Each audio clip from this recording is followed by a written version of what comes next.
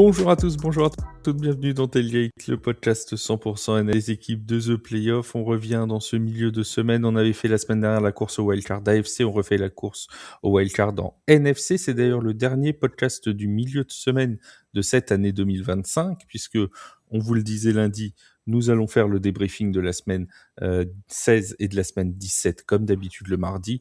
En revanche, comme Noël et le jour de l'an tombent un jeudi, on va pas non plus pousser le vice jusqu'à, je vais pas faire travailler mes congénères le 24 et le 31. Il faut pas non plus plaisanter. Donc nous ferons les podcasts débriefing, mais les podcasts du milieu de semaine ne seront pas présents pendant les 2 semaines de vacances. On se retrouvera au playoff au rythme habituel, bien évidemment, comme d'habitude. Alors aujourd'hui, petite modification dans le roster. Nous aussi, on est en semaine 16, donc il y a des changements. Voilà, ça arrive, on a des joueurs blessés, ça peut arriver. Un qui est toujours là fidèle au poste, c'est mon Yaya. Salut mon Yaya, comment ça va? Salut Flav. Alors, puisqu'il n'est pas là, salut à toutes et toutes ceux. Hein. C'était la semaine, c'est le milieu de semaine. Hein. Alors on y va. Donc voilà, petite dédicace à Seb qui normalement est avec nous. On te salue bien bas. Et Il a courageusement décliné l'invitation quand il a su qu'on avait parlé des 49ers. Coïncidence? Je ne sais Je pas. pense pas, oui. Alors j'ai parlé des 49ers avec quelqu'un qui était déjà venu avec nous, avec Mathieu. Avec Mathieu, qu'on salue. Ouais.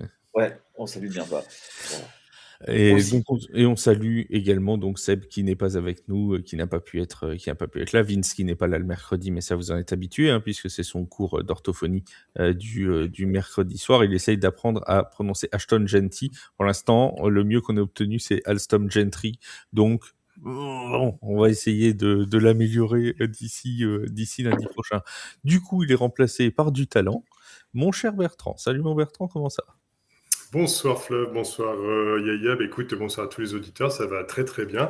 Je suis très heureux d'être là et comme dirait notre ami Vince, avec 2 fois 5 yards, ça fait 10 yards, donc ça fait un first down. Voilà. Alors, fais la soupape de sécurité.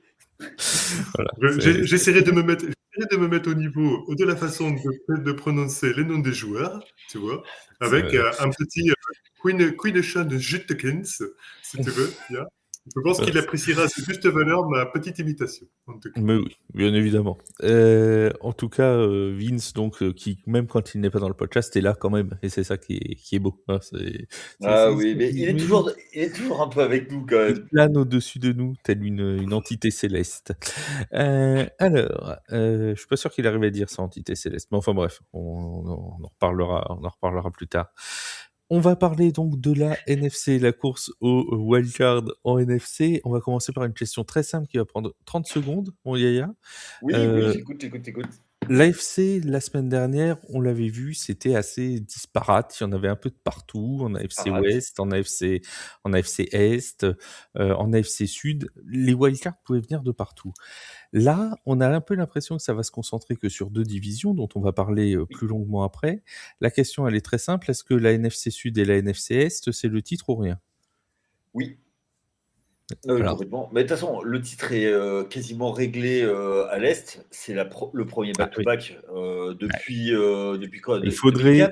2004 oui, c'est ça. Il faudrait que des défaites des Eagles et que des victoires des Cowboys pour que ça se renverse. Mais de toute façon, en plus, comme ces empaffés de Cowboys vont faire exprès de perdre le dernier match, hein, voilà, juste pour embêter les Giants, bah écoute, non, ça n'arrivera pas. Donc voilà. Et dans Sachant que les Cowboys jouent déjà les Chargers ce week-end. Hein. Et dans le Sud, personne veut cette division. Donc, attends, oui. Monsieur l'arbitre, je peux pas avoir un holding, s'il vous plaît. Et regardez, j'ai fait un holding. Allez, bon, d'accord. Bon, ben voilà. Il y a un Buccaneers Panthers cette semaine, là, en cette semaine 16.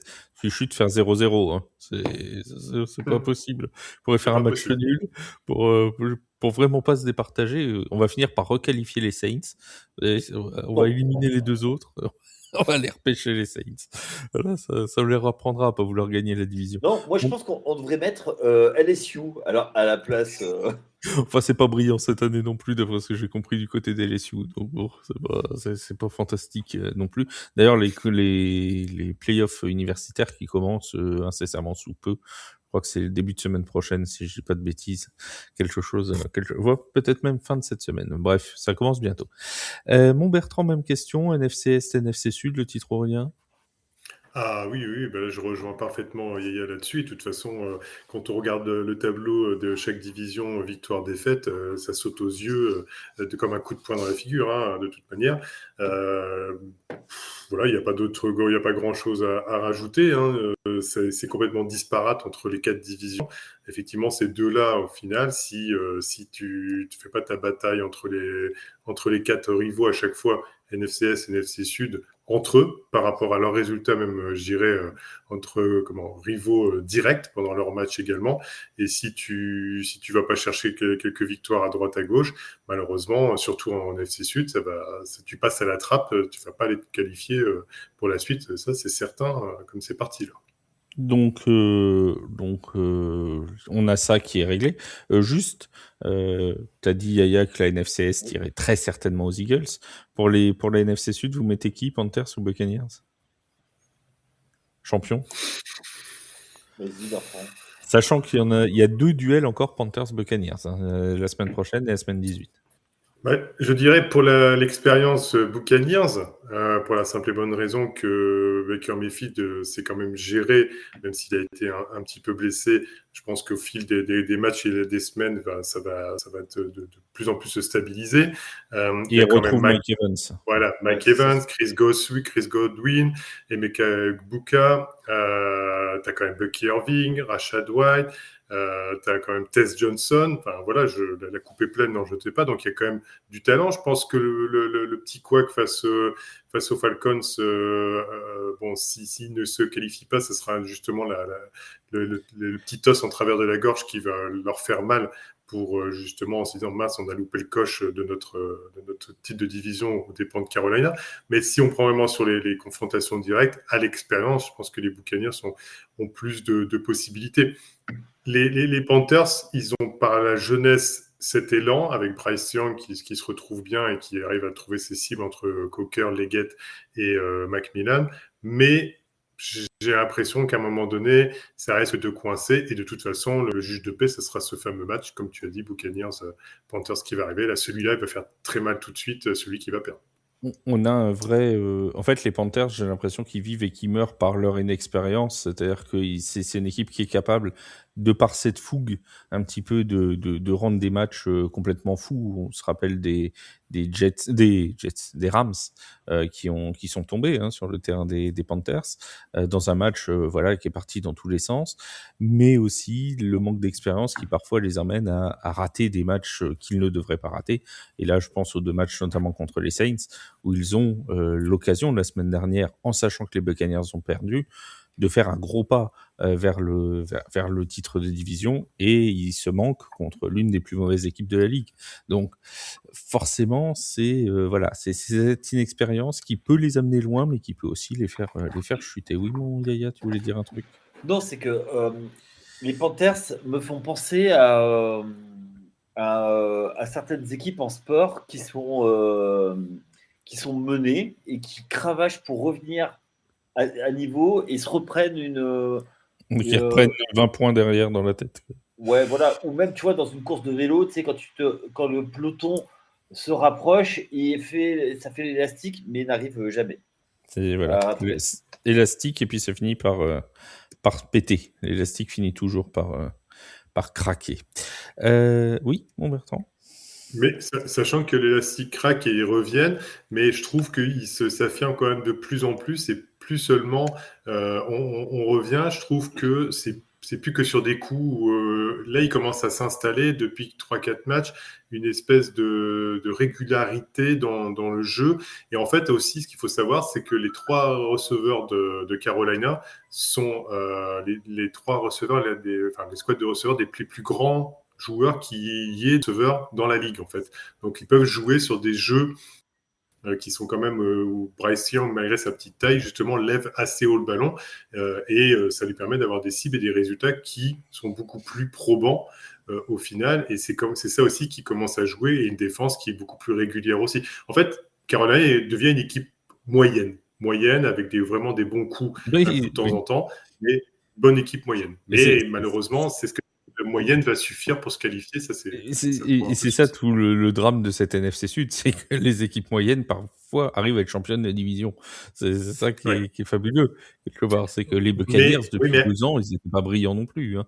Oui, mais à Mais l'inverse, les Buccaneers, même sans être brillants, arrivent toujours, même en se qualifiant parce que la division est plus faible, mais ils arrivent à gagner des matchs importants durant la saison, hors match de division. Et ça joue aussi. Ça joue aussi, est-ce qu'ils n'ont pas perdu trop de joueurs en défense qui vont les faire perdre ou qui vont les faire déjouer à un moment donné dans les matchs importants, parce que ce sont les défenses qui font gagner les matchs de playoff aussi. Tout à fait. Nous en sommes donc à une situation mathématique qui vise à dire qu'il y a 6 équipes encore en course, si on exclut la NFC Sud et la NFC Est. Il nous reste donc les Detroit Lions, il nous reste les Chicago Bears, les Green Bay Packers, les San Francisco 49ers, les Los Angeles Rams et les Seattle Seahawks. 6 équipes pour 5 places, puisqu'il y aura 2 champions de division et 3 wildcards. J'ai pas dit de bêtises, c'est bien ça? On est bien d'accord. Donc, il y aura un dindon de la farce parmi ces 6-là. Le but de ce podcast, c'est de trouver lequel. Alors, on va Ça y est, j'ai commencer. trouvé. Ah oui, bah, tu vas pas donner la réponse maintenant parce que sinon on va clore le podcast au bout de 12 minutes. Donc on va commencer par la NFC West, si tu veux bien.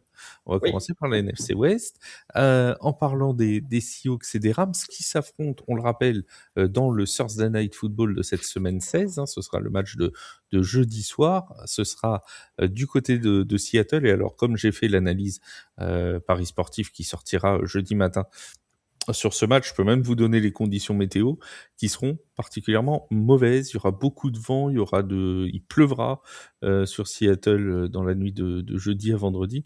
Autant dire que ça va pas favoriser les élans offensifs normalement des 2 équipes. Oui, l'élan va rester dans son écurie. Voilà. Alors vous voyez pas, hein, mais Yaya est en train de faire l'élan. Un Voilà. écurie pour un élan? Mais c'est pas l'écurie, Non. c'est Bah non, quoi, c'est en l'étable. pleine forêt. C'est en pleine forêt. L'orignal, L'étable. il fait. Oui, non, mais d'accord, mais tu le mets où quand il a froid? Mais non, mais il a jamais froid puisque c'est un animal du Nord. Donc, D'accord. Voilà. Mais moi aussi, je suis un animal du Nord avec Bertrand, et pourtant on a froid des fois. Ça change rien. Alors, On vous le met n'avez dans pas, une écurie. pas les mêmes cornes, les gars. Oh, t'en sais rien. Oula, malheureux. Ne t'avance pas sur ce sujet. Donc, je disais donc, les Rams et les Seahawks qui s'affrontent ce jeudi soir. Rams Seahawks, pour toi, mon Yaya, qui a la meilleure tête de champion? Le meilleur quarterback est d'un côté, avec le meilleur coach, le meilleur corps de receveur. Seattle. Non, les Rams. Et j'en profite pour saluer Marine. Et moi, j'en profite pour saluer Flo. Et pour saluer, je connais plein de fans des Rams. Mais bon, bref, on va pas tous les faire. Mais ouais, Sean McVay, c'est toujours difficile de parier contre lui. Et ils sont qualifiés pour les playoffs, c'est déjà ça. Malgré tout, ce match, ça va être vraiment pour le first seed. Après, on va pas se cacher. On en a parlé avec Seb il y a très peu de temps. Il y a des doutes sur Sam Darnold. L'an passé, il était dans la même position. Il devait gagner, mais sauf que c'était à la dernière journée. Il devait gagner pour avoir le first seed avec les Vikings. Il a choqué. Semaine suivante, en playoff, il a choqué encore. Alors ok, c'est les Vikings, ils sont coutumés du fait du choke. Je rajouterai, pour apporter de l'eau à ton moulin, que le match de division, c'était il y a 3 semaines, je crois, entre les Rams et les Seahawks. Pareil, il avait envoyé, alors j'ai plus le chiffre en mémoire, c'était 3 ou 4 interceptions. Ouais. Alors là, cette fois, c'est du côté de Seattle. Ouais. Ça peut changer les choses. En plus, ça travaille très bien du côté du coaching staff. On ne fera pas les mêmes erreurs. Mais il va falloir qu'il fasse un statement à un moment ou à un autre.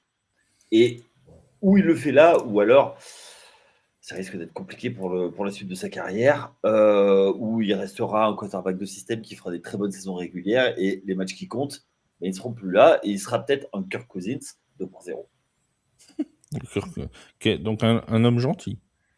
Ouais, oui, il a fait 4 4 interceptions contre les Rams. Il a fait 4 interceptions durant ce match. On voit le mec qui a bossé l'analyse, vous voyez, c'est beau quand même. On voit le gars qui a quand même travaillé. Vous croyez pas que c'est qui Anna Lise?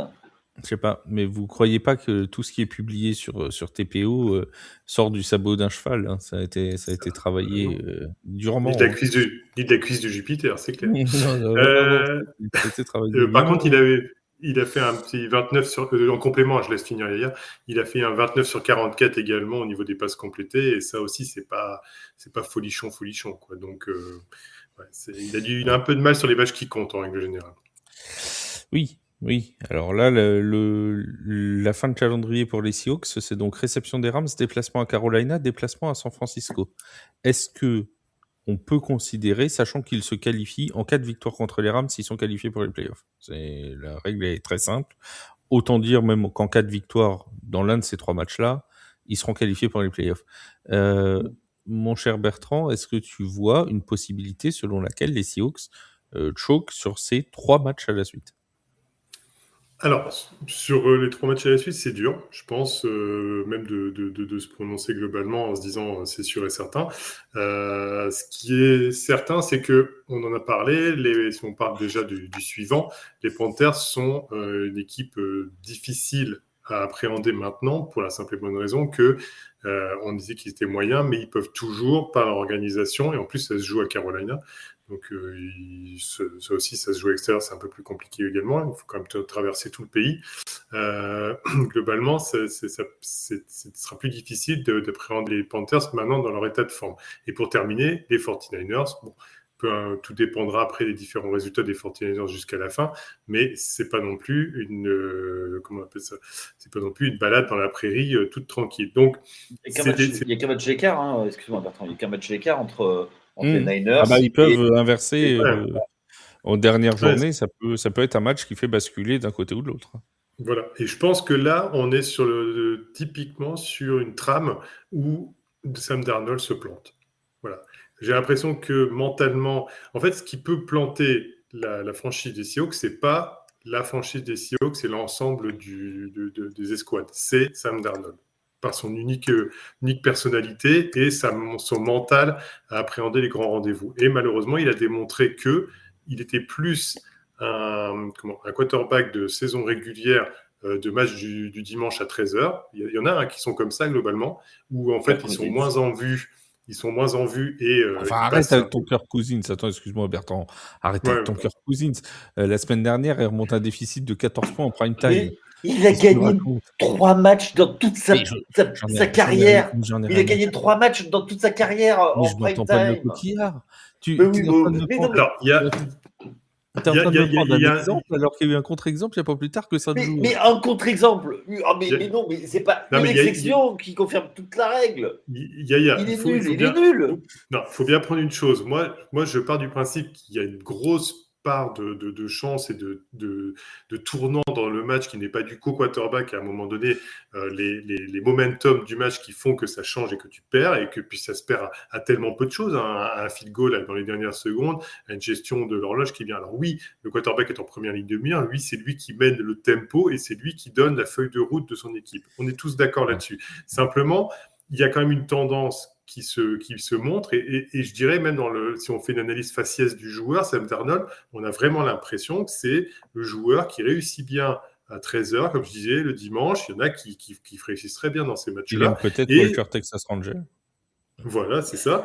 Et au final, par contre, c'est pas un joueur comme Aaron Rodgers, comme Josh Allen, comme Patrick Mahomes, qui eux se nourrissent comme les grands joueurs, comme Michael Jordan, qui se nourrissent des matchs de prime time, parce que c'est ça qui fait qu'ils réussissent et qu'ils sont les meilleurs à ce moment-là. Et donc, dès qu'il va être en prime time, dès que les caméras vont être sur lui, dès qu'il va y avoir tout un barouf autour de lui avant le match très important, et que tous les regards vont se tourner vers lui, à ce moment-là, il va perdre ses moyens et il va être moins... Je ne vais pas dire qu'il va se planter complètement, mais il ne sera pas performant au moment où ce sera important. Parce qu'il n'y a qu'un Patrick Mahomes, il n'y a qu'un Tom Brady, il n'y a qu'un Eli Manning, tu vois, je te fais plaisir, au passage. Il n'y a que certains très, très, très, très, très grands quarterbacks. Donc voilà, effectivement, Je pense que c'est Sam Darnold qui risque de faire choquer sa franchise jusqu'à la fin. J'espère me tromper parce que c'est une très très bonne franchise. C'est une franchise qui a d'excellents résultats, qui est très bien coachée par Mike McDonald. Et au final, on a une franchise qui, je trouve, rappelle les belles heures aussi avec la Legion of Boom, surtout avec leur défense. Mais malheureusement, la défense suffira pas si Sam Darnold n'arrive pas à faire avancer à minima cette franchise. Sachant qu'en plus, pour terminer sur le sujet, si on prend le match des Rams, les Rams, comme disait Yaya, avec Sean McVay, c'est dur de le faire déjouer. Eux, pour le coup, la défense, c'est vraiment un atout surpuissant par rapport avec des joueurs comme Byron Young, je suis bien placé pour le savoir en fantasy, avec Byron Young, Jared Verse ou Cam Curl au final. Et tous ces joueurs-là, toute cette organisation-là, la manière dont ça tourne, ça finit par prendre le dessus, sachant qu'en plus, même s'ils ont la perte de Davante Adams récente sur une élongation au niveau de l'arrière de la cuisse, qui donc le met questionable ou peut-être même out pour le match, ils ont réussi. Alors, à l'heure de l'enregistrement, il est doubtful pour le match. Voilà. Donc, très incertain. Bon, je pense j'ai peur qu'il ne joue pas, mais enfin bon, admettons. Ils ont réussi à sortir un joueur du Diable Vauvert également, qui prend le relais avec Colby Parkinson de Tyden et qui, au final, permet de pouvoir avoir des résultats, des touchdowns et de développer encore du jeu. Bertrand, il le fait pas exprès, mais il me fait des passes décisives parce qu'il connaît pas mes analyses paris sportifs. Mais si vous aimez Colby Parkinson, dans la performance des joueurs pour demain, il fait partie des joueurs à suivre. Avec les bookmakers qui continuent à le sous-estimer, qui lui mettent le 30 yards en réception. Mais quelle honte. Quelle honte. Mais tu sais il a marqué 2 touchdowns la semaine dernière. Mais tu sais que la fantasy. Il y a 6 touchdowns sur les 6 derniers matchs. La fantasy et les paris sportifs se rejoignent énormément quand tu analyses les performances des joueurs et qui vont permettre aussi d'eux. Voilà. Bien évidemment. Qu'est-ce que je disais ? Donc, pour en revenir aux Seahawks, ils ont 3 matchs à jouer. En gros, le principe est simple. S'ils ne perdent pas les 3 et si les Lions ne gagnent pas leurs 3 matchs à eux, ils sont qualifiés. On peut quand même penser raisonnablement qu'ils vont se qualifier. Oui. Oui. Bon, très bien. Les Rams, ils sont déjà qualifiés. Il nous reste donc en NFC West les 49ers de San Francisco. Oui. Les San Francisco 49ers, qui sont donc à 10 victoires et 4 défaites. Je dis pas de bêtises. Correct. Il s'est compté jusqu'à 14, bravo. 10 victoires. Bien joué, David. 10 victoires et 4 défaites, c'est pas mal. Ils viennent de sortir d'une victoire face aux Titans, 37-24. Ils jouent les Colts en prime time cette semaine de Papi Rivers. Ensuite, ce sera un match contre les Bears de Chicago et une réception des Seahawks de Seattle. On en a parlé. Bon, Bertrand, est-ce que tu les considères comme avoir une bonne place pour aller chercher leur wildcard ? Ou mieux, ils peuvent encore aller chercher le titre, hein, mais au moins la wildcard, puisque là, c'est la course au wildcard. Déjà, une chose, j'apprécie cette franchise par l'intermédiaire d'un autre élément. Je l'apprécie d'autant plus que c'est celle préférée de Seb que j'adore également. Et de Mathieu, on adore. Enfin, bref, et voilà. Exactement. Et au final, pourquoi les 49ers, je les vois au-delà de cet affect, c'est simplement sur les forces en présence dans la franchise et ceux qui sont revenus au fur et à mesure de la saison. George Kittle est revenu, Jawan Jennings continue quand même, malgré tout, sur son statut de receveur de bis, on va dire, à performer. Brock Purdy, qui était un peu décrié, blessure, ayant quelques contre-performances, sur le coup se reprend bien depuis 1 ou 2 matchs. Voilà, c'est tout un ensemble de choses. Ils savent même qu'ils ont un QB maintenant backup avec Mal Jones qui peut tenir la route. C'est ça. Contrairement à d'autres équipes, eux, ils savent que même si Brock Purdy il lui arrive quelque chose, Matt Jones a prouvé pendant la blessure de Brock Purdy qu'il était capable, si ce n'est de faire gagner des matchs, au moins de ne pas les perdre. Tout à fait. En plus, ils savent rebondir malgré des grosses absences comme Fred Warner et Nick Bosa. En défense, la défense quand même est performante sans ces 2 joueurs-là. Donc c'est quand même notable. Et l'attaque avance avec toujours bien, par l'inévitable Christian McCaffrey, qui lui a su garder sa bonne santé, éviter les blessures et pour le coup également. Toi, c'est pas toi qui vas dire le contraire, mon ami Flav, est toujours très très bien placé sur les codes de paris sportifs, pour le coup. Oui. Et sur la fantasy aussi, parce que je l'ai en fantasy. Voilà ce que j'allais dire. Même si tu vas avoir du mal à pouvoir aligner une équipe fantasy la semaine prochaine, malheureusement. On rappelle les mauvais souvenirs ou non? Ça se passe comment? C'est un autre problème. Et au final, pour terminer, donc Brian Robinson Jr. également, qui est en backup et qui est plus qu'un backup pour le coup. Donc voilà, c'est un ensemble d'une équipe qui a de l'expérience, très bien coaché avec Kyle Shanahan, Robert Saleh qui lui retrouve tout sourire. Salah, pardon, qui retrouve tout sourire après son passage chez les Jets. On voit vraiment la différence entre les deux périodes maintenant et qui coach très bien cette défense. Donc, ce ne sera pas une équipe bonne à prendre, ça c'est sûr et certain. Et oui, elle peut aller chercher plus que cette place qu'on lui voit tous obtenir. Surtout qu'on répète, les Colts, oui. C'est vrai que j'ai digressé, mais alors quand je vois qu'ils ont été chercher un joueur où moi je suis en meilleure forme que lui pour pouvoir lancer un ballon, très franchement, je suis quand même, c'est quand même honteux parce qu'on a un an de différence et ça, sincèrement. Ils auraient pu te choisir toi. Écoute, franchement, je te dis tout de suite que oui. Je pense que j'aurais mieux lancé le ballon que lui, ça c'est sûr. Bien sûr. Moi, voilà. Pas moi. Oui, mais en revanche, il aurait fallu que tu fasses plus d'enfants. Voilà. Ouais. Voilà. La seule chose, c'est que j'aurais été moins à 10 peu que lui, mais le problème, c'est que vu ma masse graisseuse, je serais sûrement fait couper en deux, au moins au premier plaquage, même avec les protections. On va dire, tu sais que en fait, il y en a plein qui disent que en fait, il a été pris, alors que au bout de 5 ans, l'assurance maladie s'arrête. Et ça allait faire 5 ans, donc c'était pour repartir sur 5 ans supplémentaires pour l'éducation de ses enfants, parce que ça lui coûte trop cher en sécurité sociale pour les enfants. Voilà. Ouais, avec je crois que c'est le premier quarterback grand vert de l'histoire. Ouais. Écoute, je suis navré de dire que c'est quand même affligeant de voir un quarantenaire bien tassé, alors qu'on aurait pu trouver d'autres solutions, et avoir son uniforme, alors on a l'impression que c'est un joueur du dimanche, l'oncle qui jouait avec ses petits-enfants. Non, c'est affligeant. C'est un spectacle affligeant. Voilà.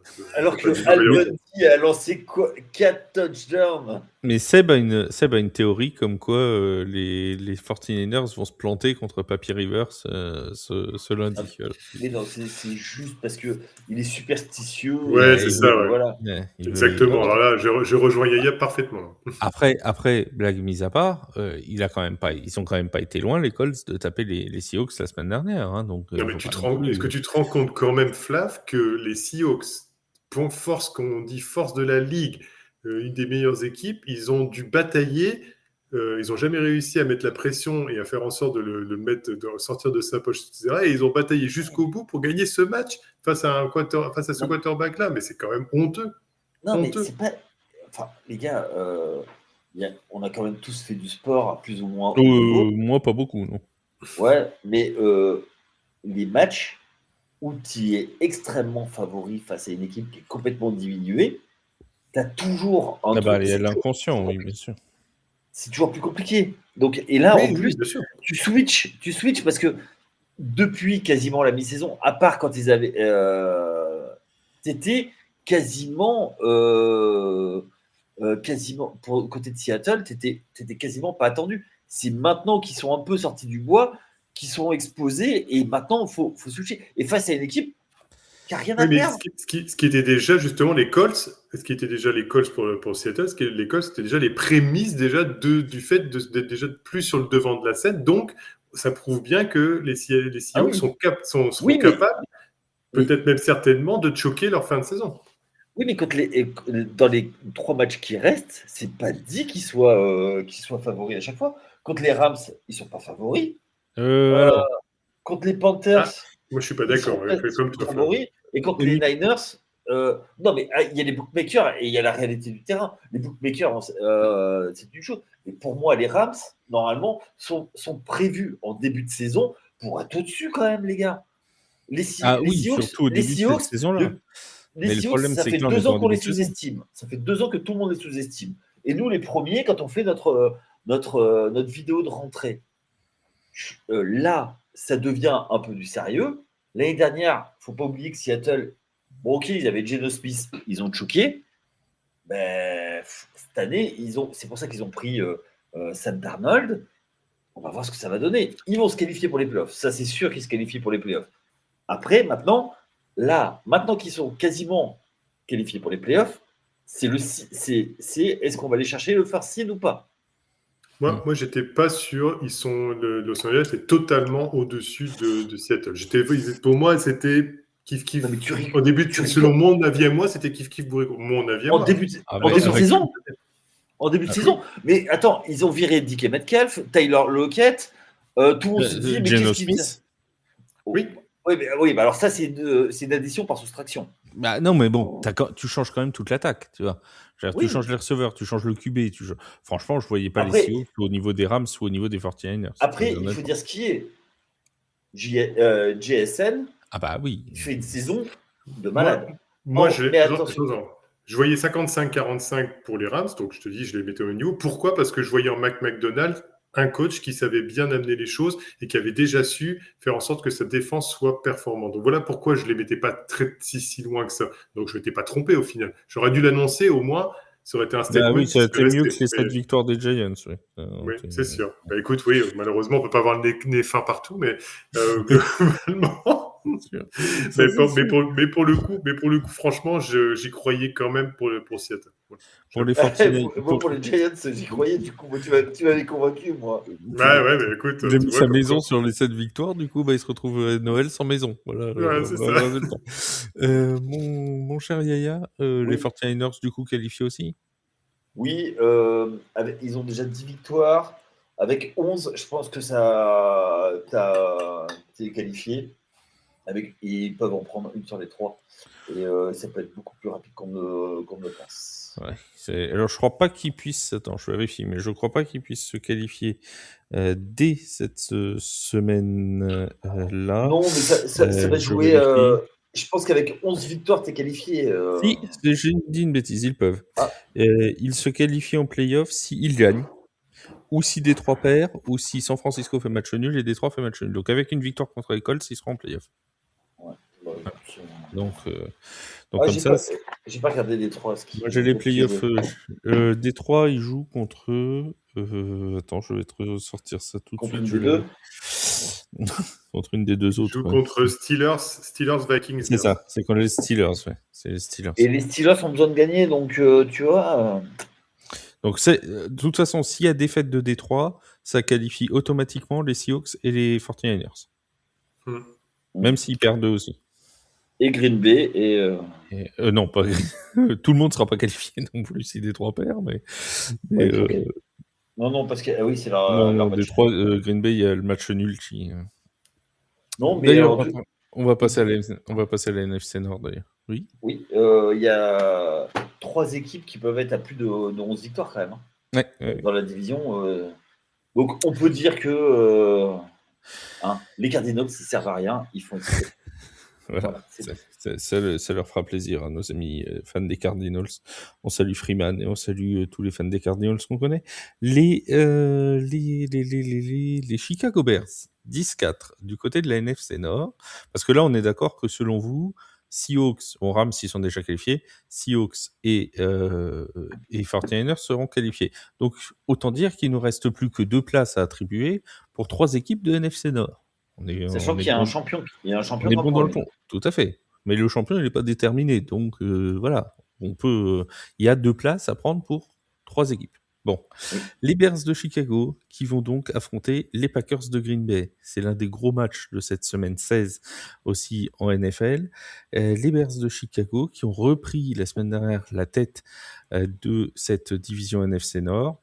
Je sais, mon cher Yaya, que tu m'as dit pendant plusieurs semaines, les Bears, mais qui est-ce qui y croyait à cela ?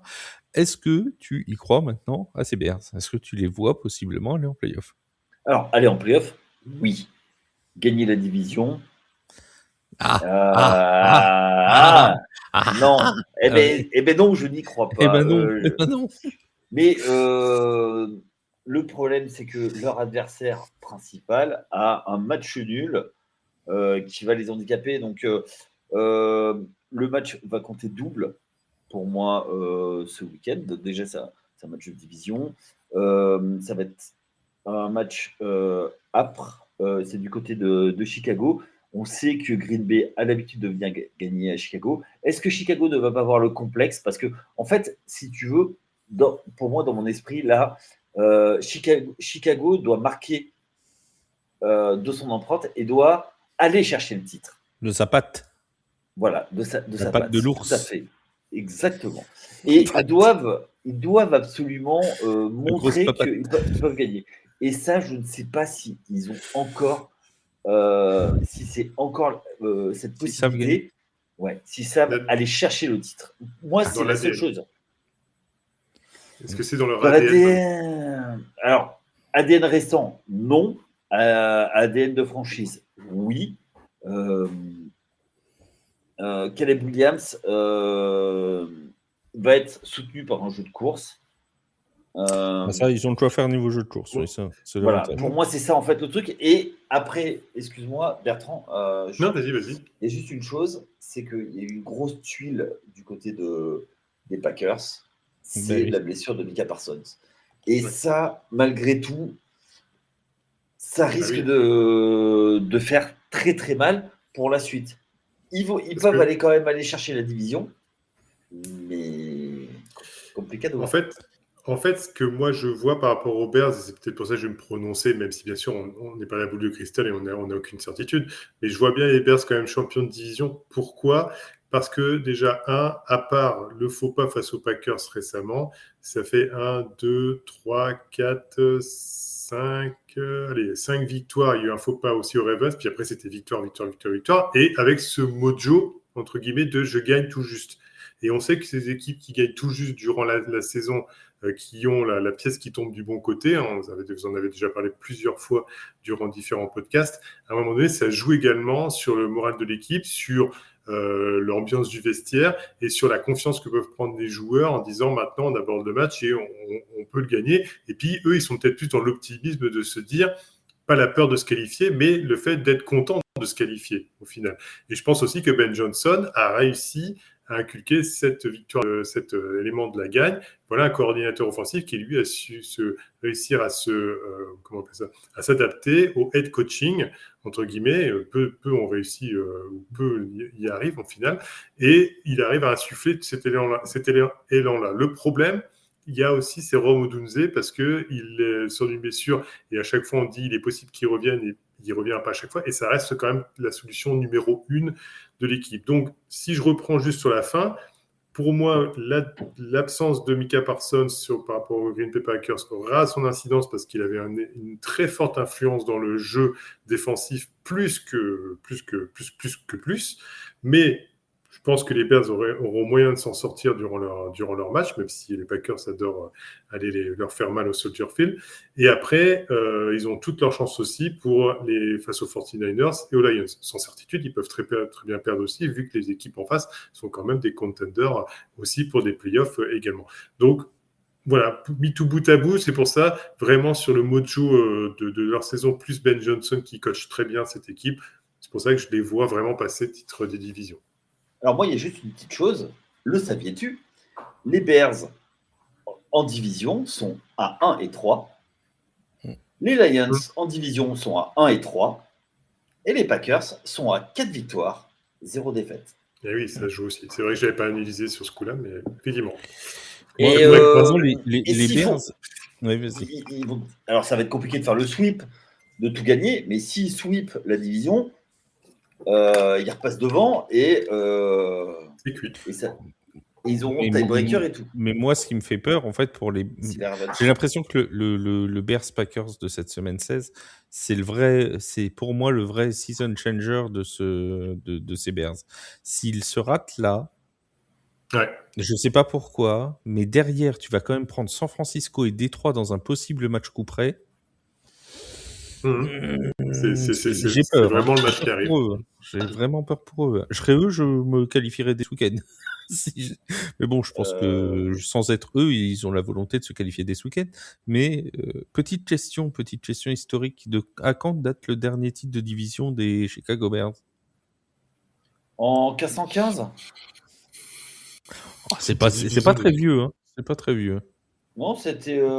C'était avec Trubisky. Tout à fait. C'était avec Mitchell Trubisky.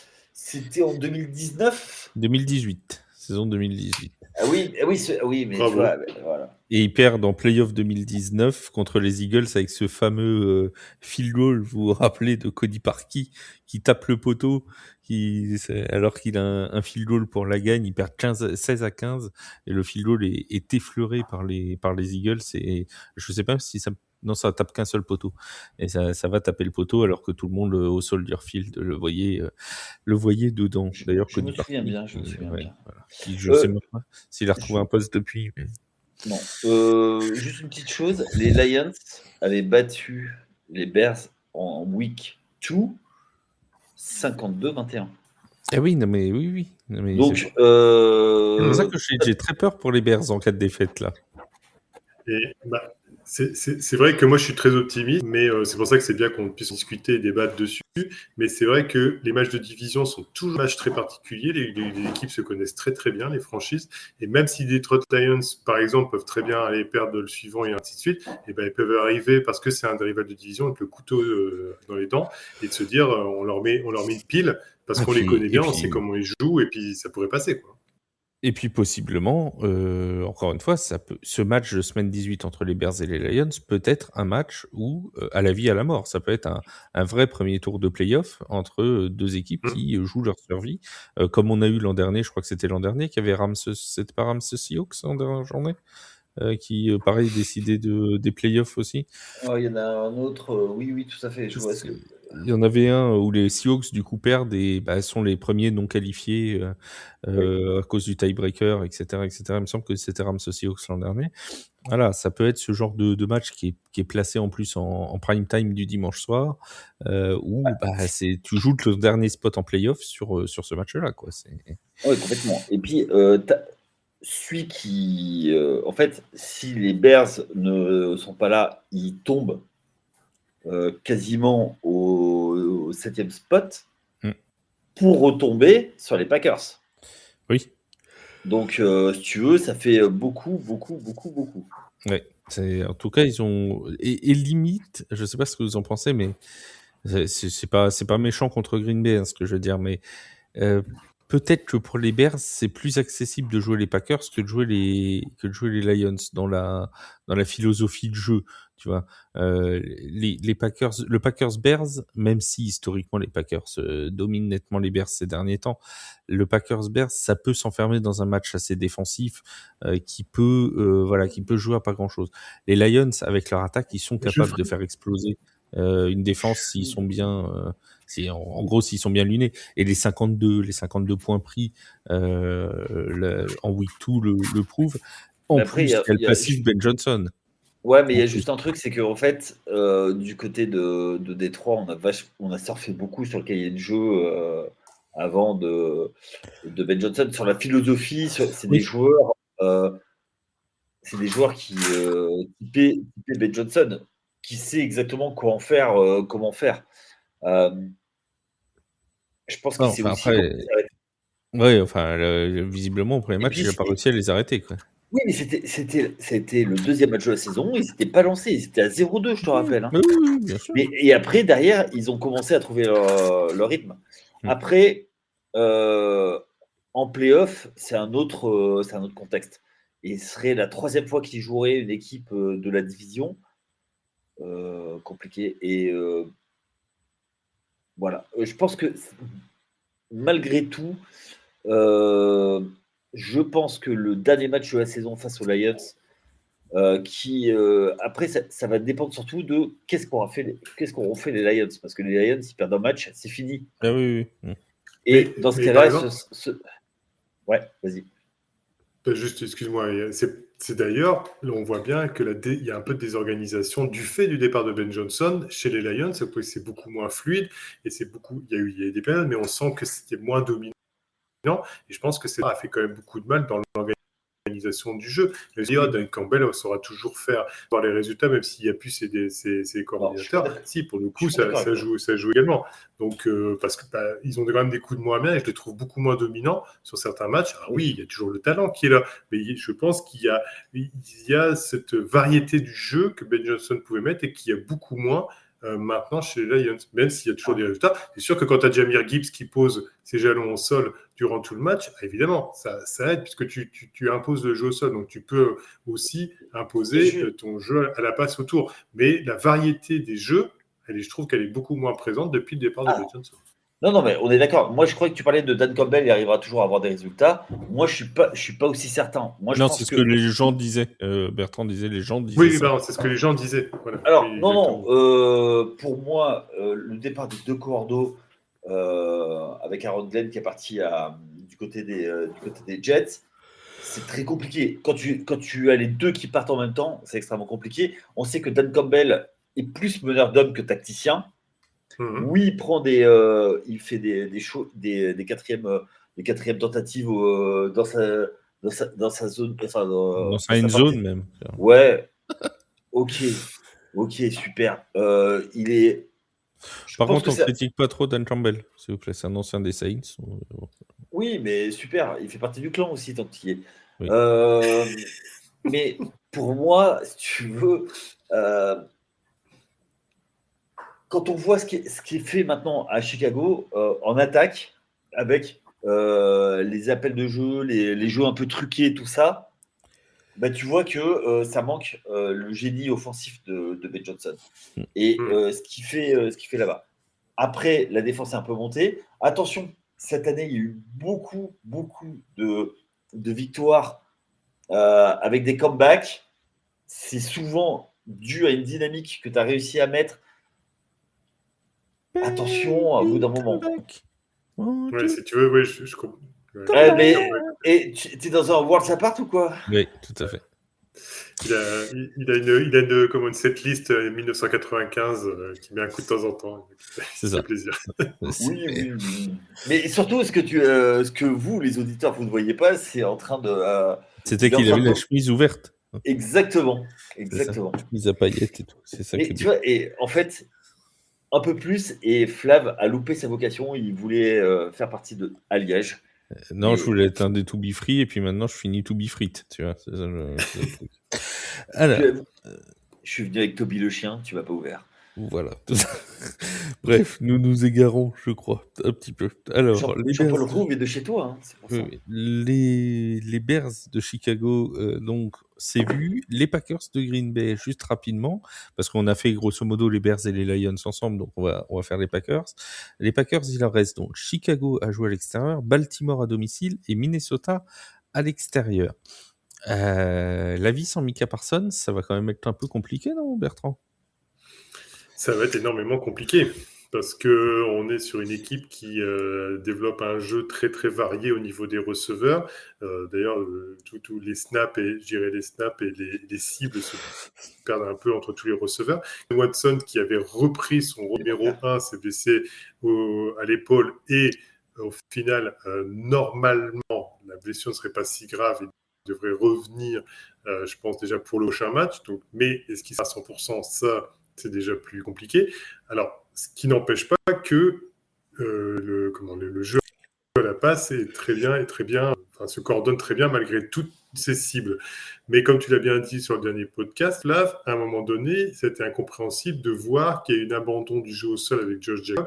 Donc, en fait, il y a parfois des petites fantaisies, si je peux me permettre le mauvais jeu de mots, de la part de Matt Lafleur et son coordinateur offensif sur le fait on se bute l'esprit, où on s'entête à dire on va jouer d'une certaine façon et on va abandonner. Et je trouve que c'est ça qui va peut-être leur faire défaut, c'est de ne pas avoir, à un moment donné, dire on va faire du football moche, mais pour gagner. En tout cas, en attaque. Parce qu'il pourrait très bien le faire avec Emmanuel Wilson, le backup de Josh Jacobs, et Josh Jacobs pour poser le jeu au sol. Et puis on rappelle que Vince nous avait dit en plus que quand Josh Jacobs gagnait même ne serait-ce que 2 yards par course, c'était un bon match pour lui. Donc, c'est intéressant. Voilà. C'est intéressant. Voilà, c'est dire que Josh Jacobs fait des matchs très intéressants toute la saison, quasiment. Alors que, tu vois, Josh Jacobs, avec 2 yards par course, il a besoin 2 de yards 5 par course, il a besoin de 5 courses. Alors bon, voilà. Et bah, du coup, il rend le ballon. Ça va pas. Et puis, Georges Jacob, il va voir le rabbin pour aller faire un Jacob, tu vois. Et c'est pour ça qu'il va gagner le match. Bon. Et au final, par rapport à tout ça, c'était pour dire aussi que l'équipe peut réussir à avancer. Maintenant, si on revient sur la défense, elle était déjà bonne sans Micah Parsons. Maintenant, Micah Parsons a step up la défense d'une manière inexplicable, on va dire, ou en tout cas de manière démentielle. Donc, ce qui se passe, c'est que avec cette perte-là, entre guillemets, c'est comme s'ils perdaient leur figure de proue de leur réussite. Parce que du moment qu'il est arrivé, on a dit que Green Bay a passé un cap et ça s'était vu dans le jeu. Donc maintenant qu'il n'est plus là, est-ce que, parce que les équipes marchent quand même au symbole, les franchises marchent au symbole beaucoup dans leurs résultats et dans leur approche du jeu match après match, est-ce que justement ça ne va pas faire mal au moral de se dire mince, on a perdu quand même d'éléments qui pouvaient nous faire passer vraiment un cap et aller au Super Bowl, et puis là, bah, malgré tout, ça va être un peu juste, et puis bah, la défaite s'enchaîne, quoi. C'est surtout que quand tu as un Micah Parsons, tu es obligé de le double, voire le triple teamer. C'est ça, aussi. Ouais. Donc en fait, ça crée des choses, tu vois. Il y a Gary qui a mis des sacs, Von Ness qui a été pas mal blessé. Ça va dépendre de beaucoup de choses, en fait, ça, tu vois. Et j'ai oublié également de dire, pardon. La défense va devoir step up, du coup, de son côté. Moi, je pense surtout à un joueur qui a fait une très bonne saison l'année dernière et qui a fait beaucoup de bien à la défense. On le connaît bien tous les deux, c'est Xavier McKinney, qui va devoir step up, quoi. Et j'oublierai juste, je n'oublierai pas de dire aussi que, là je vois qu'il est que questionable, mais Zach Tom, qui était un élément essentiel en tackle droit de la ligne offensive des Packers, il s'est blessé durant ce match-là. Donc là je dis il est que questionable, donc il y a de grandes chances qu'il revienne. Mais comme on s'en rend compte, quand un seul être vous manque, tout est dépeuplé dans une ligne offensive, là c'est bien la preuve, parce que du moment qu'il est sorti, ça a été de mal en pis également dans la production offensive des Packers. Oui, c'est clair. Bon, les amis, on va faire le bilan dans tout ça. Comme diraient nos amis, on fait le bilan, calmement. Benji et Jackie. Tout à fait. Le bilan, il va être simple et clair. Je vais vous demander très facilement l'équipe qui, pour vous, dans toutes celles qu'on a citées, ne se qualifiera pas pour les playoffs. Est-ce que c'est les Packers, les Bears, les Lions, les 49ers ou les Seahawks? Mon Yaya. Ah bah moi, c'est les Lions. Les Lions. Ce sera quand même une sacrée surprise de ne pas avoir cette saison en playoff ni les Chiefs ni les Lions. Alors je pourrais rajouter, si on n'a pas les Steelers, les Ravens non plus.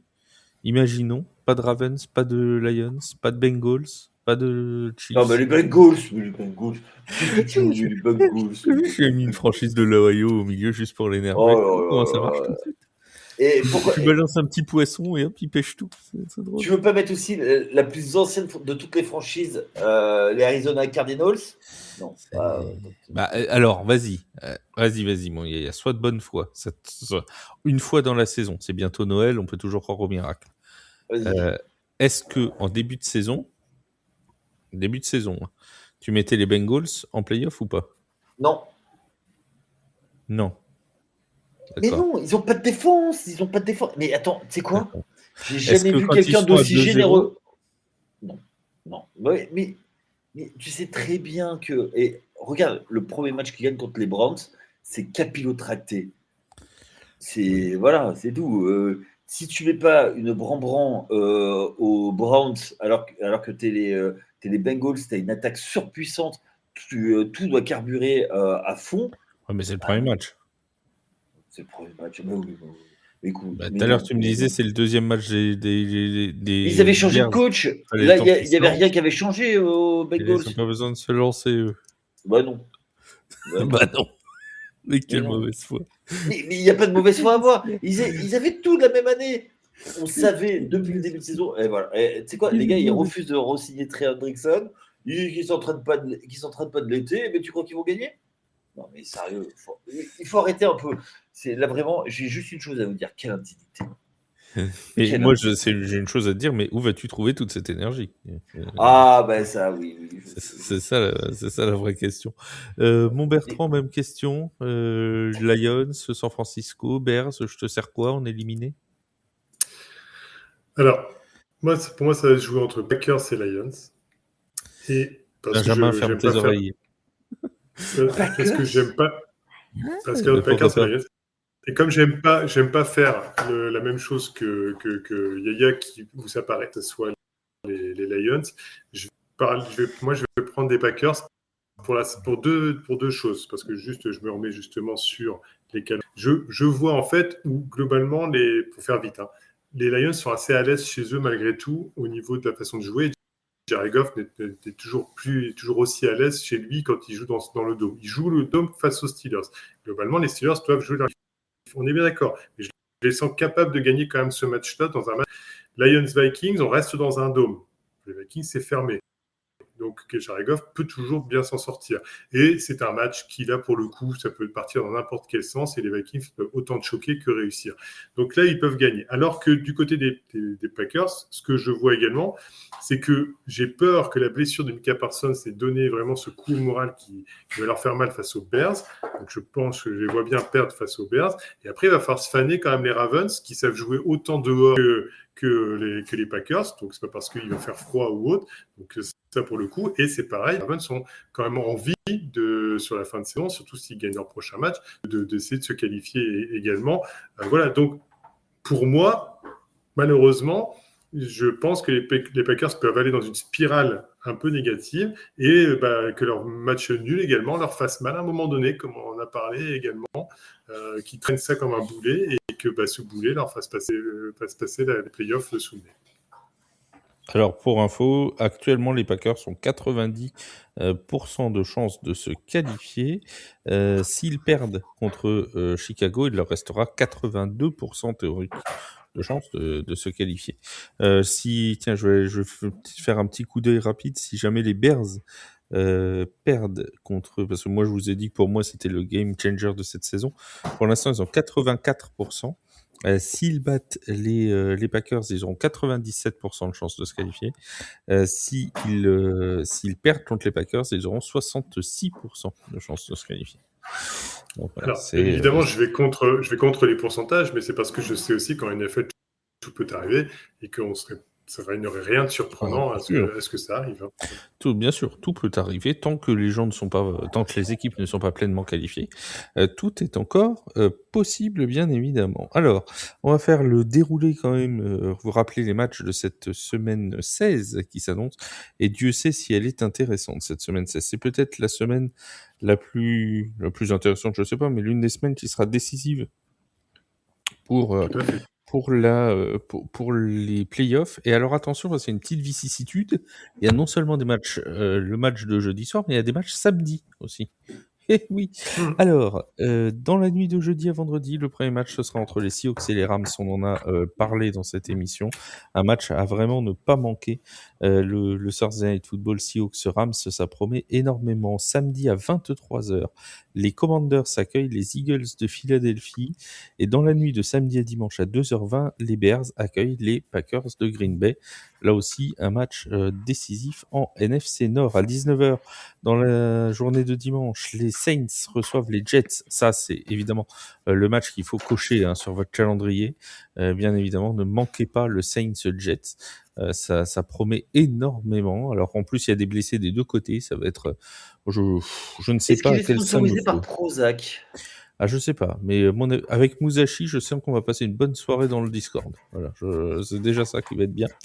Les Browns qui accueillent les Bills de Buffalo, les Titans qui reçoivent les Chiefs, les Cowboys qui reçoivent les Chargers, les Giants qui accueillent les Vikings. Celui-là aussi, on peut le cocher. Ça va être sympa aussi. Les Panthers qui reçoivent les Buccaneers, les Dolphins qui accueillent les Bengals dans un match qui peut partir dans tous les sens, mais dont plus personne n'a rien à faire. À 22h05, les Broncos de Denver qui accueillent les Jaguars et les Cardinals qui accueillent les Falcons dans un duel d'oiseaux, mais alors que Yaya va regarder, je suis sûr qu'il va se mettre en intégralité sur Cardinals-Falcons. Je le sens bien. Tu sais quoi, il serait même pas là. Il viendrait même pas sur le terrain. Je crois que personne ne remarquerait. Ah, Si, il y a notre ami Nathieu, fan des Falcons devant l'éternel, et qui, l'année dernière, a tiré au sort d'être fan des Cardinals. Donc voilà. À 22h25, les Texans qui sont sur une belle dynamique positive qui accueillent les Raiders. Espérons que cette fois, nos amis de Las Vegas trouvent l'adresse du terrain, hein, parce que la semaine dernière, visiblement, ils n'ont pas trouvé l'adresse du Lincoln Financial Field. Je vais y arriver. Le quoi? Oula, Lincoln Financial Field. Si, les Eh bien là, notre Flav, il nous fait une Vince, tu vois. Il nous fait un problème d'élocution et d'orthophonie. Alors là, mon cher Bertrand, je peux te garantir que si on le fait dire à Vince, ça va pas donner ça du tout. Oh, pas du tout. Tu vois, à mon avis, on va pas reconnaître le nom du stade. Lincoln, Financial, Field. Pas du tout. Et ensuite, les Lions qui accueillent les Steelers, toujours à 22h25. Ça, c'est au Ford Field. C'est plus simple à dire, déjà. Dans la nuit de dimanche à lundi, 2h20, les Ravens qui accueillent les Patriots. Gros match aussi. Et enfin, dans la nuit de lundi à mardi, les Colts qui accueillent les 49ers de San Francisco. Nous, on se retrouve mardi matin avec Yaya, avec Vince, je crois aussi, Oui, tout à fait. qui viendra faire le débriefing, mais sans Seb, qui sera en congé de Noël. Oui, qu'est-ce qu'il y a, mon gars? Et ce jeudi, on fait un live ou pas? Je suis pas sûr, donc je l'annonce pas parce que je suis pas sûr. On l'annoncera si on le fait. Et possiblement, mais ça n'est pas sûr. Je voudrais faire juste une petite aparté. Je rappelle juste que quand même, tu as Tagovailoa. Tagovailoa a été mis de côté par les... Tango Vailoa, il va pouvoir jouer le tango sur le banc de touche parce qu'il a été mis de côté. C'est quand même un quarterback signé à 261 millions de patates et au final qui va être mis sur le banc de touche parce qu'il est incapable de jouer en dessous de 40 degrés Fahrenheit. C'est quand même impressionnant aujourd'hui de voir l'ineptie que peut faire preuve sa franchise. Après, est-ce que c'est pas aussi une mise au frigo, si j'ose dire, hein, concernant Tagovailoa, pour le préserver, parce qu'on sait qu'il a une santé qui est pas forcément exceptionnelle et que de toute façon, il n'a plus rien à jouer dans cette saison, donc bon. C'est sûr que les commotions cérébrales lui ont fait perdre quelques neurones quand tu demandes un temps alors qu'il n'y a plus de temps mort. Et quelques années de sa vie, que t'as plus de temps mort. Mais tu vois, autant aller évaluer le rookie qui est sur le banc de touche pour voir ce que ça vaut pendant 2-3 matchs qui servent à rien. L'idée n'est pas complètement ridicule. On se dit donc peut-être à jeudi soir, on vous tiendra au courant sur Discord si on fait un live. Sinon, on se dit de toute façon à mardi prochain pour débriefer toute cette 16e semaine. Et n'hésitez pas à venir sur le Discord discuter avec nous pendant toute la Red Zone ou pendant toute la semaine. On parle NFL toute la semaine sur le Discord communautaire. C'est ouvert à tout le monde. Il n'y a vraiment aucun problème. N'hésitez pas non plus à aller lire les articles sur TPO. Alors, les articles Paris Sportif, bien évidemment. Les articles de fantasy de Bertrand également. Vous pouvez écouter les podcasts NFL, les podcasts MLB, les podcasts NBA, les podcasts, bref, tous les podcasts de TPO. Vous en avez l'habitude. On se dit à très très vite pour de nouvelles aventures NFL. Salut tout le monde!